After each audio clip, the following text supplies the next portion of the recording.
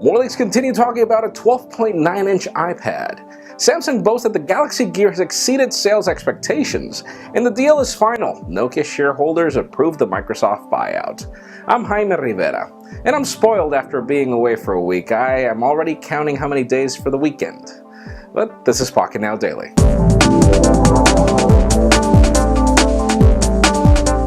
Let's start today off with some official and actually awesome news, as Motorola has come official with details on their Android 4.4 KitKat update. As a matter of fact, it already rolled out to the Verizon Moto X. You can get it today. Hopefully you know how that rolls out. It takes a little time. You can also expect it on the AT&T variant and other carrier variants very soon. They were also specific about older devices getting KitKat. We're even talking about the Atrix HD on AT&T, which is an old phone, which is great news. We don't have specific dates, obviously, but links in the description for the full details on the list of phones.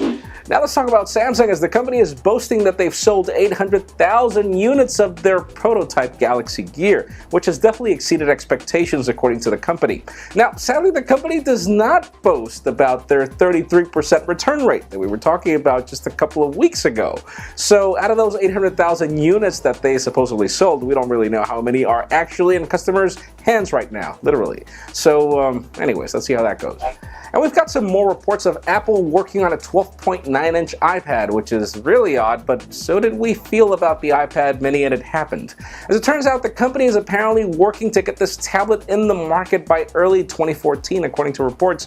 So it could be that since we've got an iPad Air now, this could be the iPad Pro. The question is if this thing will run OS X or what exactly will it be running. So stay tuned for the rumors, as it could happen. You never know.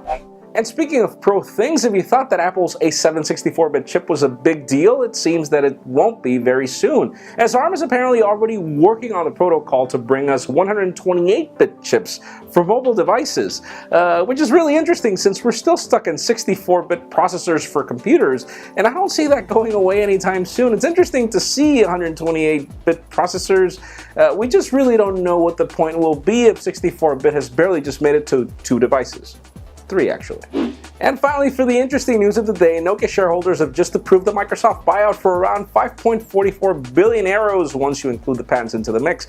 And this was kind of unanimous. 99.7% of shareholders approved. I'm sure that they want to get at least a little money instead of losing everything if the stock price would continue dropping. So yes, this has happened. It's finally a reality. But that leads me to the question of the day. How do you feel about the Microsoft buyout of Nokia now that it's finally happened? In my particular case, honestly, Nokia was the manufacturer of my first ever cell phone back in 1998. So I am nostalgic. I do hope that Microsoft figures this out and brings a better future for the company, hopefully, but leave us a comment down below. How do you feel?